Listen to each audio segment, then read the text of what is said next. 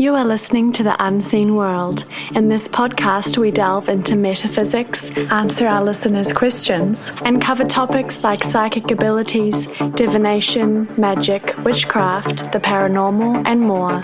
Step into the realm of the unknown today and join us at cocreationcoaching.org/unseen. That's cocreationcoaching.org/unseen. Welcome to the Unseen World. This is episode 1. Who are your spirit guides and how can you contact them? I am Brandon Oliveris. And I'm Christine Oliveris. I am Justin Williams. And first of all, I want to welcome everyone to our brand new podcast, The Unseen World. I'm super excited about it. As our intro stated, in this podcast, we'll be talking about psychic abilities, magic, witchcraft, divination, metaphysics, all sorts of various hodgepodge of different topics that are under the same metaphysical umbrella. So I'm very excited about that. If you want to learn more about the podcast, you can head over to cocreationcoaching.org/unseen. And if you'd like to see the show notes for this podcast, where I mention all the resources we talk about, and I have a full transcript as well as a shorter outline, and you can leave a comment, you can go to cocreationcoaching.org/unseen001. So again, today's topic is about your spirit guides. And who exactly are your spirit guides? You know, there's some misconceptions. Are they dead relatives? Are they archangels? Who are they? You know?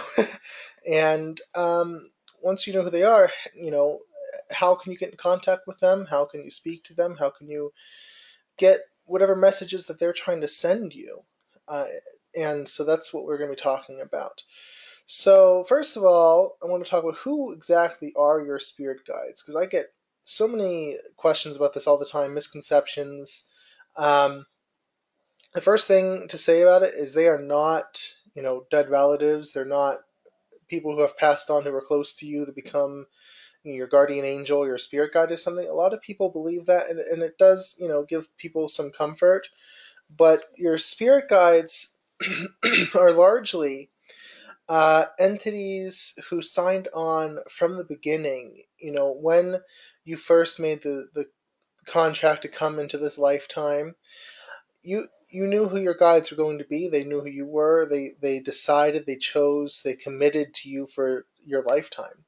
Now you do have you'll have at least one lifetime guide, sometimes more, but you're also going to have some guides who come and go. But it doesn't mean that they're, you know, any lesser than the other guides.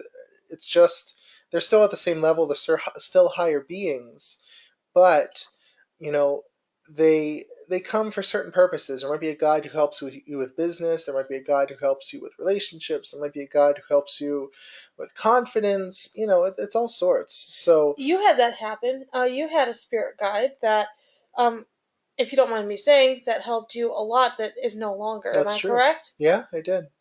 You mean the female one? Yes, Yeah. I will not give her name. No, but, of course.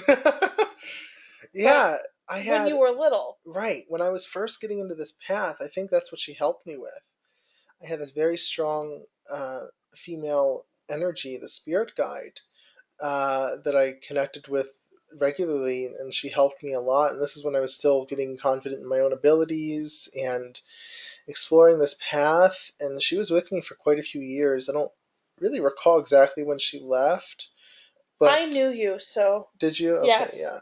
And she, even then, even when you did know me, and she wasn't as prominent as like when I was younger. Mm-hmm. You know what I mean? So it was like she was still kind of fading out. Mm-hmm. But that definitely happens. And who knows? I mean, you know, I she may come back one day. It just depends, right? So, but yeah, that definitely happens where you have guides that come in and out. It's not dependent on, you know, did you do the right things or not. It's not anything like that. It's just they help you through certain things. You know, one important thing to note is that your spirit guides have unconditional love for you and understanding and acceptance for your path. You can't, you know, some people will sometimes say, am I going to make my guides angry, or I think they're angry with me because they're not talking to me? No.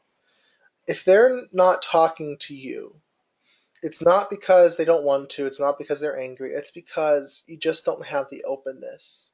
For some reason, you have something that's blocking the way, you're not trusting your own intuition, something like that, right? So they're never going to just stop talking to you because they don't like what you did, right? It's not a judgment thing at all. It's just that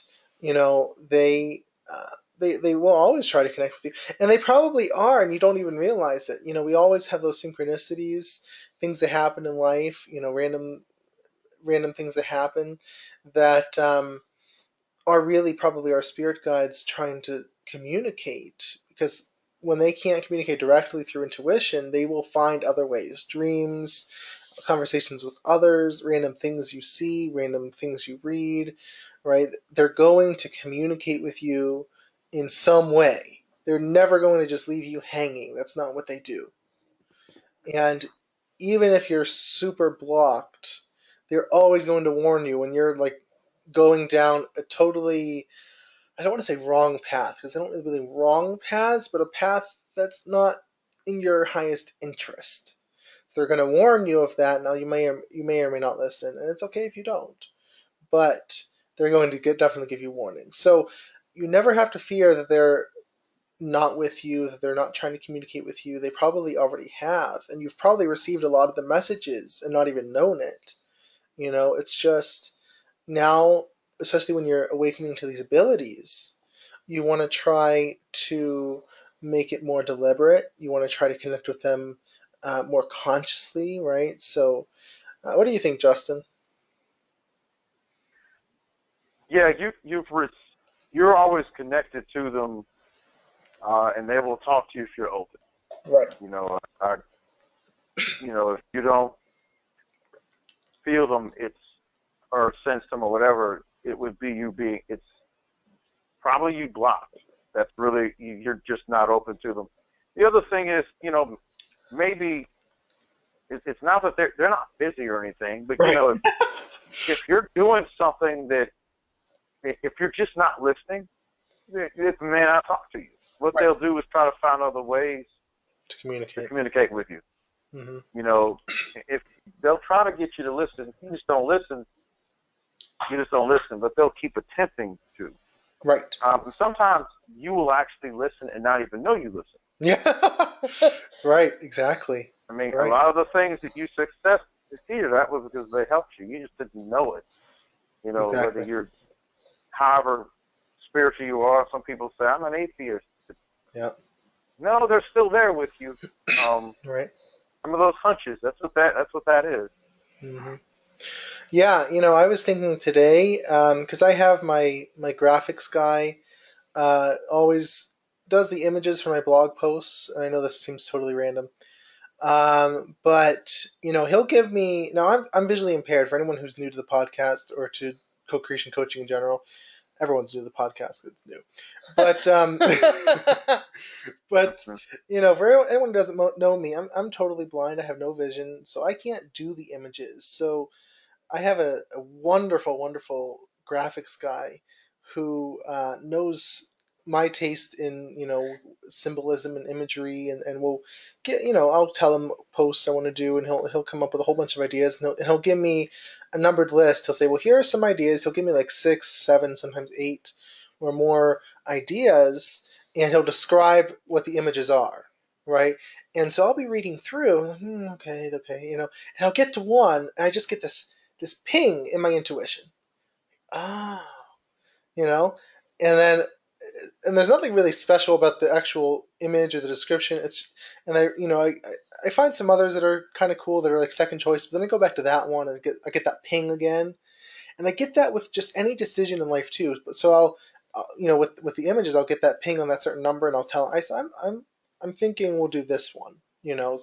So it can be anything. It doesn't have to be just big life altering decisions. It can be everyday things. I used to say, if something as simple as, and it could be to your spirit guides or just to the universe at large, hey, I'm really not sure what I should have for dinner because nothing really sounds good. Can you tell me what I'm not thinking of or something that would appeal to me. I do that all the time. And every time, I swear, every time something comes up. Something comes up every time. It's like, oh, that sounds good. I didn't even think of that, right? I do it all the time. Yeah, it works. I do it all the time. You practice for little decisions so that when the big ones come, then you're it's not hard for you. If you're trying to reach for, you don't do it for every little decision, but I do it a good bit through the day. Yeah. Sometimes because I'm legitimately like, okay, I need to do this action, but I want to know which aspect of it to take. Right. I need to eat. Exactly. What I do, and then the other thing is when something, because if you wait for a big life decision, then you really aren't prepared to listen because you haven't done it, so you're just like, oh, I don't know what. Am I trusting myself? Should I trust this feeling I got? You're not saying, oh man, you don't want to wait for a big life decision. You want to practice it for little things. Exactly.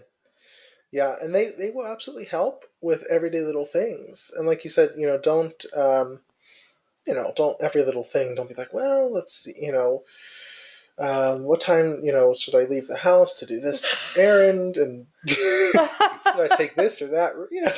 Don't go overboard. But when you have trouble making a decision, absolutely consult them, and they won't tell you what to do. And I said this in the support call, the spiritual freedom support call number 22 this past week. I said, they're not going to tell you what to do. They're not going to tell you, well, you should take this path. What they're going to do is they'll tell you, and I put in the context of divination, but it still works, or psychic abilities, but they'll tell you, okay, if you take this path, this will happen. If you take that path, that will happen. So, your choice. They really, I mean it. They are totally impartial. Whatever you want to do, you do. And it's up to you. But they will tell you, okay, take this path, this happens. Take that path, that happens. Take the other path, and whatever, that happens. Mm-hmm. It's totally up to you. But you can consult with them. They're your advisors, literally. They're your guides, your advisors. They'll tell you what's ahead of you and what might happen, the different timelines coming up and things like that. So you can help, use them to navigate around that. So whether small decisions or big decisions, it just doesn't matter. And so that's a great idea to start with small things. I'll talk about more about how to contact them later on. A few more things about who your spirit guides are before we get into that. A lot of people will ask, like, how many spirit guides do I have? And that really depends. And now when I look at a person, I can usually tell how many there are. It's so hard with energy because energy really runs together, and it's not as person based as us in the physical realm, but there are definitely like separate consciousnesses there. It depends. Tell me what you think, Justin. I think usually 2 to 4 is usually about the average. Yeah, usually 2 to 4. But sometimes the person will have ancestors and stuff around them that aren't spirit guides, or they'll have other helpers that come in that they're just helping right then, or protecting them, or they're just there. They're not really their spirit guides. So you got to make the distinction. Okay, spirit guides, just you guys. Yep. And we'll be in the foreground. Yeah. Who are you guys? And sometimes the spirit guide will hide themselves. They won't necessarily make themselves known. That's true. It's not time yet, right? Sometimes they just don't want the reader to know. Right. Yes. I don't know why that is. It's weird that they don't.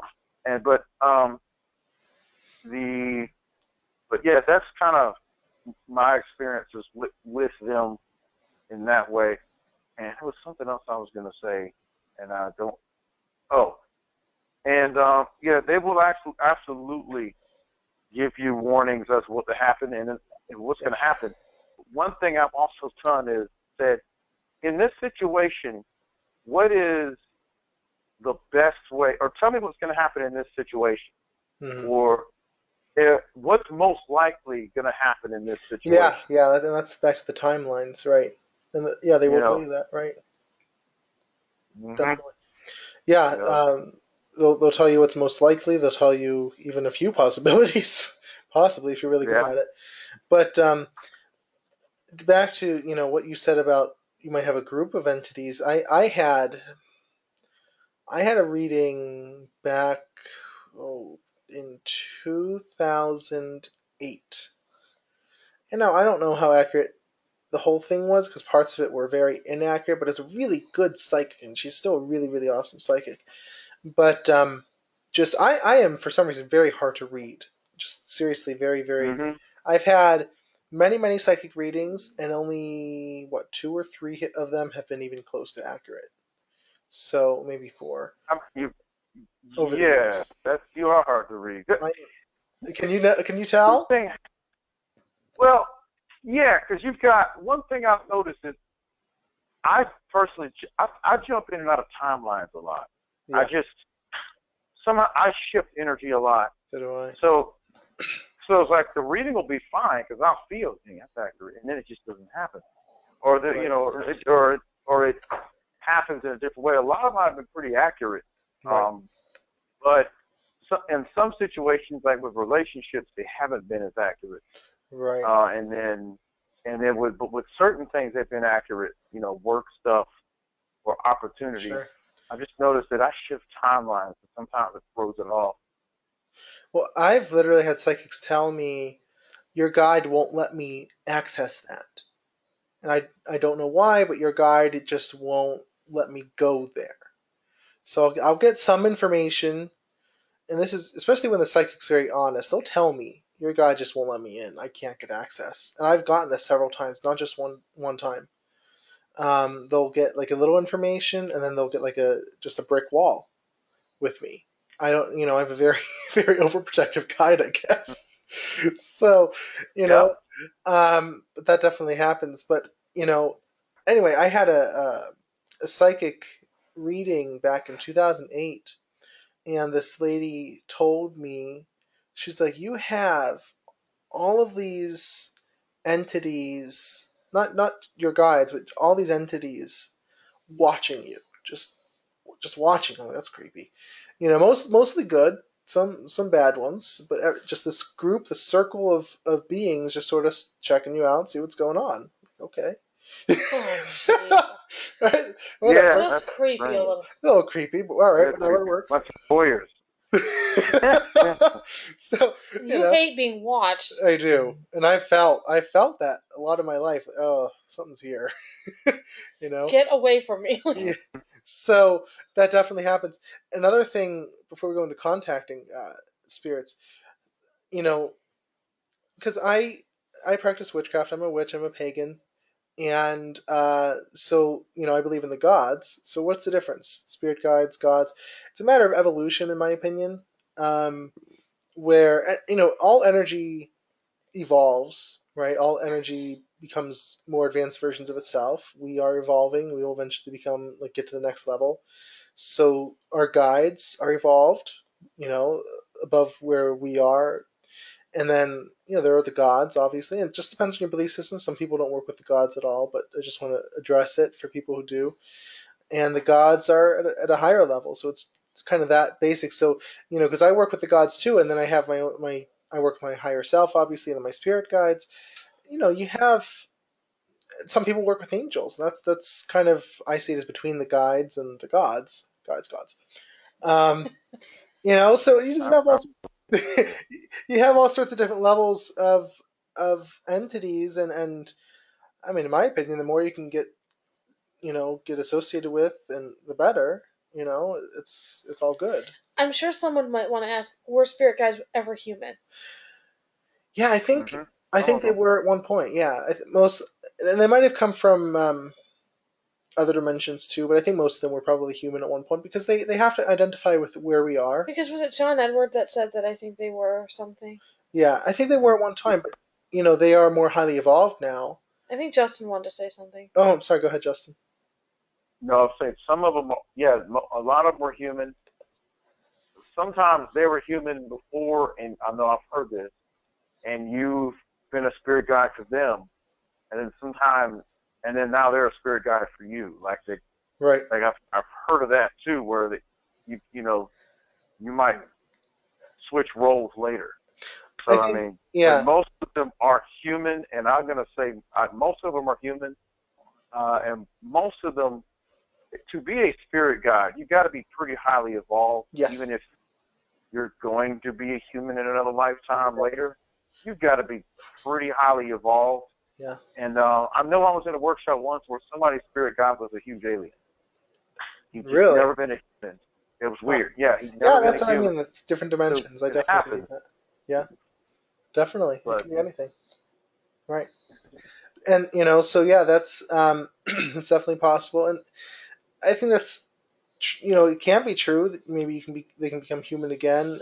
In my experience, not usually, but yeah, I think it's possible. usually.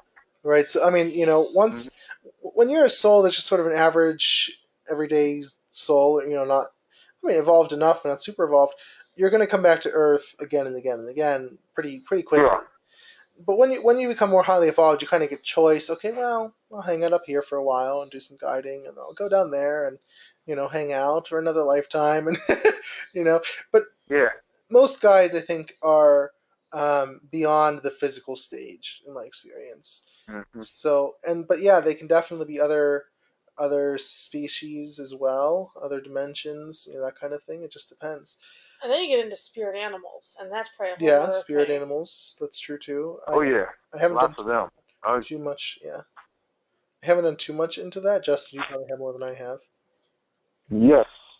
Yeah. Yes, animals are great. That's almost a whole topic on its own. Yeah, they're not exactly spirit guides, but they're guides of a sort. Right. And they have fantastic energy. Right. Love animals. Yeah, I know. So one final thing in this section, just a lot of people will say, "What's my spirit guide's name?" And you more or less you can call them what you want. The form, name, that kind of human stuff doesn't mean anything to them. They, a lot of people say, "Oh, I have this Native American spirit guide." Well, maybe they were Native American in one lifetime or two life. It's how they appear. It's how they appear to you. Are you expecting a Native American guide? Yeah. A lot of people are expecting like this Native American or this Asian or this Buddhist monk, or you know what I mean? Yeah. So that's possible, right? But they're kind of going to show up in the form that's going to be the most sensible to you, that's going to make you feel the best, and that you can kind of detect and believe the most. So, form to them isn't really, they can take on any form, right? Mm-hmm. So, and the same thing with name. I mean, they might choose a name just for your sake, or they might say, just call me what you want. Or, you might translate their energy signature and say, wow, this name sounds most similar to that, right? So name and form doesn't mean a whole lot to your spirit guides. So, kind of, and I mean, just out of courtesy, I would say, do you mind if I call you such and such? But in general, they're not going to care, right? So that's just one final thing I want to say about that. So on to contacting them, right? So I think the first thing about this is that you have to trust yourself. And this is why it's useful to start with small decisions, small everyday things, right? Because it's not a huge risk if you get it wrong. I mean, you can't really get, okay, what should I have for dinner? You can't really get that wrong. I mean, so little Have ice cream. Okay, have ice cream. I've done that before. I know. So little inconsequential things start with, just anything to build your trust. And what you can literally do is just sit for a moment and say, okay, spirit guides, I know you're there, and I would like to communicate with you. Show me a sign in my everyday life. Show me something that I will be able to receive. And they will do it. It might be a repeating number, which is a whole topic on its own also. 1111, 333, things like that. I get those all the time too. Depends on what's going on in my life, but yeah. But or it might be, like I said, an article you read, a conversation you have, anything. So ask them to reach out, and they will. They will reach out to you. And another thing, you need to do is you need to start either meditating or some version of connecting with yourself every day, because that's where it is. Through that interconnection, when you connect inside yourself and you drop all the problems of your everyday life and you go within and just meditate and just be still for a while. That's how they can get to you too. And you might not have anything happen at first. And I would recommend not intentionally trying to connect the first time you meditate. Just get used to being still. I call it the zero state, right? Entering the zero state. So do that for a while first, once a day or so. Don't make it this really big discipline thing. Don't worry about posture unless that really matters to you. Don't worry about length of time. It can be 5 minutes, before you get up in the morning or before you go to bed at night or whatever. Or as you have time during the day. It could be anything. If you have a commute where you're on like the subway, for example, or if you don't have to drive, for instance, then it could be that. I wouldn't really recommend it during driving, but but Yeah. So anything you can do, take out a few minutes and just connect. Just be still. And that'll help you in more ways than just your spirit guides. It'll help you just be more calm in everyday life. It'll help you in so many different ways that can't even be iterated. But that's the one thing to do. And once you do that, they will start naturally reaching out, but you can start reaching out yourself as well to them. So once you get used to meditating for a while, and once you've had a few synchronicities where they've reached out in everyday life, and you've trusted them, make sure you trust those messages. Don't just dismiss them. That was just a coincidence. Don't do that, because that will actually hurt your ability to connect, because you're going to mistrust your connection. You don't want to do that. I did that, and it took several years to get over it. So don't do that. So once that starts to happen, then you can reach out to them. So I would recommend just starting very simple. Sit in meditation, in a place that's relaxing to you, and just start. I recommend starting with a yes or no questions. Okay, simple things, and anything you want to, right? Or even just emotions. Think about a few different things. Think about some things you're planning, some decisions you have to make, and think about the different possibilities the paths you could take with that decision, and see what each one feels like. And don't be biased with it. Don't try to come up with a certain answer, but just let them communicate. So, should I do this? Should I do that? Or what would happen if I did this or that? And just go with the emotion, because the emotion's the easiest way for them to communicate, right? Because it's really the closest to us, and it's the most subtle. So it's the easiest for them, and it's easiest for us to pick up. So start with simple things like that. Like I said with my images, okay, I'm going to read through this list, see what kind of pings emotionally. Oh, that's the one. And you'll know. It'll just be sort of a knowing, just sort of that feels good. It feels right. Some options might feel wrong. If there's a path that you could make a decision not in your highest good, your highest interest, it could feel wrong. So start with that and trust that. Don't. And I always say don't go 100% on, especially when you're starting out. You want to use some logic too, especially if it's a big deal. But definitely trust in that and see if you can back it up with other data as well. And then move on into, like I said, yes or no questions, or simple things that you can get the answers to. So, just see what they say. And something, and this will be kind of a different topic in itself, it's kind of get too advanced, but if you're clairvoyant, which means you can see things, or if you're clairaudient, which means you can hear things from the other side, clairsentient. So when you do yes or no questions, or when you do any kind of question, you might see a sign of yes or no. You might hear a sign of yes or no. So something you can do when you're doing that is, depending what you're most comfortable with, which you should know. Are you a visual learner? Are you an auditory learner? How do you work the best? So ask them, okay, show me what is yes, and show me what is no.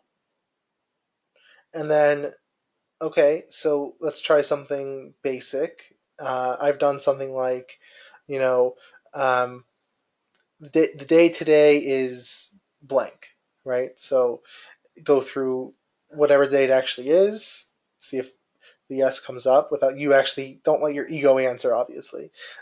Simple things like that. And then move on to things that you really couldn't know without having to try to find out. And so just develop your ability like that in more and more advanced ways and gaining trust. What do you think about that, Justin? Yeah, when you are trying to communicate with them, for me, what I end up doing sometimes is ask them a question when I'm in my zero state. Yeah. And then the answers, there's an emotion in the answer, but for me, they answer in a way that I wouldn't have spoken. And it's like, that's true. It's almost like I would have said something, but it's just the way it comes out. Right. Oh, that's done. That's my whoever team. Right. Like, that's my team. Right. So it's my spirit guide, angel, whatever it is. So it's like, okay, that was my higher, or when I get a feeling, I notice that for me it's a lot of clairaudience, but I also get the feeling helps me. It's like when they're speaking, it's like hitting a drum, like a guitar string, and I just kind of know when someone says something, a person's talking to me, and I get a feeling about a situation like it's just slewed off to the left or right. Yep. I know that's my answer. Oh no, I can't do that. So I kind of get those kind of feelings, and I sit there in meditation, and I'll ask. I might ask, hey, what should I wear to work tomorrow? Sure. And I'll get feelings, sometimes clairvoyant, all kinds of stuff. But that's what I go with. Like, what do I wear tomorrow? It's a lot of it is practice, and a lot of it is I can't decide sometimes. Right. So I kind of go for that. Right. That's kind of how I do it. And yeah, you should start with things that you know, and then things that you can't know without finding out. But nothing serious. Nothing and serious, just small eventually, what will happen is the serious thing that you need will find you. Yes. Don't go looking for the serious thing. It'll locate you. Yep. And you go, you know what? This is great. I've been practicing. Let's see. And then that's what you do. And that guides your manifestation process. Right. Yeah, and don't take on the serious thing too quickly, because when it comes to something that really means something, just sort of like a manifestation, you're totally going to shut down because you're going to be afraid of what if I'm wrong, right? And the what if I'm wrong, we should do a whole podcast on that. What if I'm wrong? Because that is really one of the biggest fears of any developing psychic. What if I'm wrong? And honestly, I mean, you will be sometimes. You just will be. It happens. You gotta get over it. And sometimes you're not wrong right. That's another thing. A lot of times you're not wrong right then. Right. But the energy shifted. The timeline shifted. And it's just different. Or maybe not the timeline shifted. Maybe somebody else did something in the same timeline and just messed it up or changed it or exactly. So it could be that you felt that you had a bias or that you felt it or sent and just got in the wrong interpretation. It could also just be something happened to make you, like it happens in the real world. We, you look up at the football game and that team is winning. They're up by 21 points, and then you look at the end of the game and they lost by 3. Wait a minute. You know what I mean? So, you just never know at the end, right? You just never don't know. So, I mean, somebody did something and they lost by 3. Right. So so in the real world it happens, or you're making a decision at work, and then some other people get to the boss, and suddenly the decision's different. Yep. You just don't know. So but and usually it's a snapshot, like a camera flash, is what you're looking for. And you'll get better at predicting those possibilities too. You'll get better at seeing those little things that might happen and would change things. I mean, it'll develop, right? But you just have to trust yourself. Make it inconsequential things at first, And like I said, the universe or your spirit guides will find ways of communicating the answers to you. I mean, they absolutely will. There's no doubt about that. But you just at first make it something where you can't really lose, and don't be afraid of being wrong or of getting the wrong. What if I get it wrong? What if I'm just making it all up? And the final thing is, people will say, how do I know if it's my ego or if it's my spirit guides? And that takes time. It really does take a long time. And I think even a lot of people have been doing this for a long time will still get ego stuff mixed in with the channeling, right? I mean, I've seen that in channelers all the time. They get ego stuff mixed in, and but sometimes people get overconfident and they say, "Oh yeah, I know how to do this," and but the best way to defend against that is, again, first of all, zero state, and I will link to, for people who don't know what that is, I will link to that post about that topic. What is the zero state? But it's just basically your inner stillness. And but basically, what I say is, if you have a reaction, if something comes up in your inner consciousness, and you totally disconnect from it, you detach from it, you don't try to push it away or attach to it, and it still remains there as an impression, it's probably intuition, right? Right. Yeah. It's probably intuition. And intuition or spirit guides have a very calm knowingness. Ego will be all freaked out and fearful, and it will have a lot of very fear-based energy associated with it. Or, urgency-based energy or things like that, where it's like life or death, and it rarely is. Your spirit guides will just tell you what's up in a very calm way. They're not going to be freaked out. There's not going to be a high emotion associated. It's just going to be a calm knowing. So you'll get to recognize the signature of their answer. And even, once you really get good at this, each guide has a slightly different signature. So you'll get to know, oh, it's this guide speaking, it's that guide speaking, and you'll get to understand what that's all about. And I even get that I work with two different deities, and I get that with, okay, which deity is speaking to me at the moment, right? Because it is, above all, it's a relationship, and yeah, it's a non-physical one, it's a spiritual relationship, but it is a relationship. You're going to get to know them. You're going to get to know their personalities, which they do have personalities. Some are humorous, some are serious, some are, calm, and some are more emotional. They're still going to be calmer than ego, but some are like to play around and get excited. But each of them has a different personality. So you'll get to know that as you develop your connection and relationship with them. That's really, it's such a personal thing. No one can tell you how you know or don't know that it's them. You'll just know. Those are some basic pointers, but it's just really, it's so personal, so individual, right? And yeah, go ahead. One thing I want to say is develop a pattern. I Mm-hmm. didn't mean to interrupt you, but I really want to make sure I said that.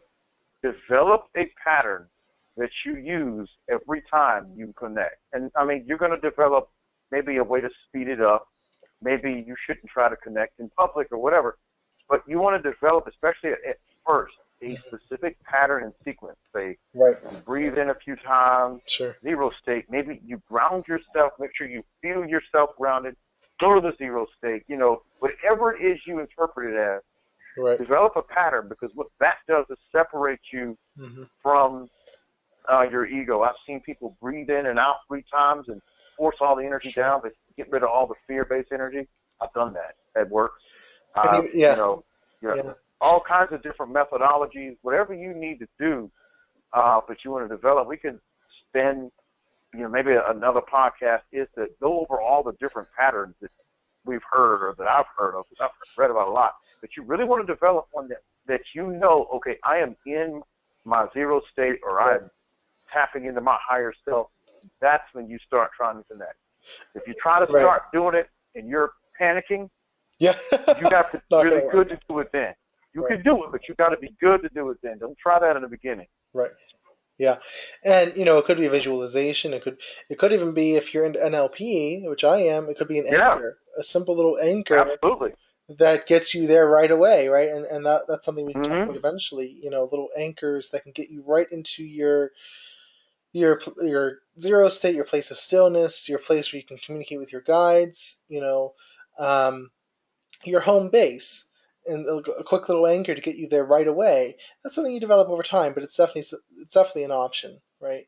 So hopefully that really helps with knowing who your spirit guides are, how to identify them, how to contact them, and I think this is a great discussion, especially, I was kind of agonizing over, our first podcast, what we're going to talk about, but spirit guides, it's something we all need to work with, right? And Yeah, I mean, definitely. this is very basic, but it'll get you started on the way and knowing what to do. So hopefully that was clarifying. So I do, kind of as an add-on to this, I have a free download that it's called 10 Easy Ways to Improve Your Psychic Abilities. So if you want to go check that out, it's at cocreationcoaching.org/psychic download, all one word, cocreationcoaching.org/psychic download, and that will help you out with this too. It'll give you some ways that you can improve your intuition and things like that.